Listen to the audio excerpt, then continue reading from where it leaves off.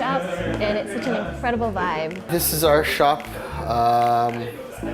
We try to maintain like a really unique and personal to us kind of vibe, as well as creating a lot of comfort for like the clients and making them all feel at home. Because I think that's a big thing, is like the vibe of a shop. It's really important for a customer to feel like they feel at home. Right. And I would never want someone here who doesn't feel like they belong. And as a business owner slash, striving artist, do you find that that's something that's really important, not only to the customers, but to you? Yeah, I mean, like at the end of the day, you have to be yourself, because anyone will sniff it out. They'll sniff out whether you're being true or not. That's true. Right? If you're putting it on, they're gonna know. They're gonna be like, oh, okay, they're trying to be like this and that. They're trying to be like that. But if it's a genuine article, like you could be, there are a lot of like, there's a shop in like New York or something like that where, the customers and the employees, they kind of have this weird relationship where like you could swear at them and like they swear. And I saw that and I was like, that's so dope, because at the end of the day, it's who they are. Right. They're not faking it. They're not trying to pull the wool over your eyes. You know what I mean? Like they're all customer service oriented, and in the back they're swearing and like, you know what I mean? Like, oh, cussing this customer out. That's cool. And like not a lot of the creative people out there are also barbers, but like they can take something away from that in terms of, you got to be genuine, you got to be yourself. And I think that's a lot with a lot of creatives. That's how it is. It's like you're not, as a creative, you have to like the people who kind of have that limitation or like that wall where like don't go past this. Right. Those are usually the artists who are, I would say, less successful, because like there's guys like like I have a good friend, Jimmy Shiel, and he's literally the same person with whether he's dealing with corporate, whether he's dealing with a guy on the streets. He's the same person, right? And he doesn't change for anybody, because that's the creative mind, right? Like you have to be the genuine person, otherwise people can't resonate with you or attach to themselves to your personality, right? So show us your area. So as I mentioned in the beginning, so this is a station. Boy used to cut my hair in a basement with one chair. Now he's got 5. Yeah. Full today. Yeah. Full, nice. Full. Yeah. Yeah. So like anyone can make a living off of their art. Really. Yes. So.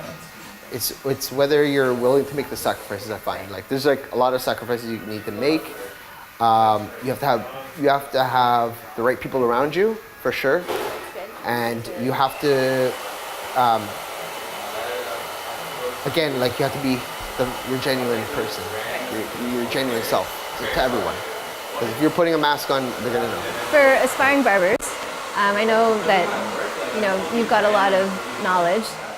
What's like one major tip that you wish someone said to you when you started out? One major tip. I feel like with barbers, it's don't worry so much about how good you are at the moment.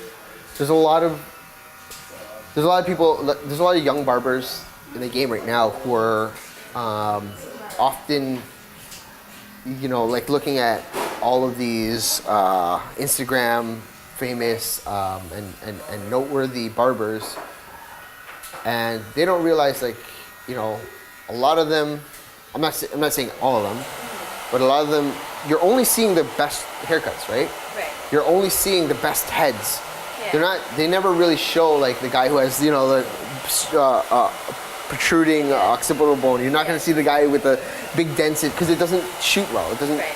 You don't have those people, right? So for the young barbers, it's like, don't be too critical of your work at this moment, and don't be scared don't be scared of like posting and stuff like that, because people want to see the progression, right? Like they want to see that you're getting better. And I think that goes back to you being genuine, right? Yeah. But you know what? That's not only. like I feel like that lesson is not only just for barbers. I think it's for all artists. Like, don't be afraid to suck.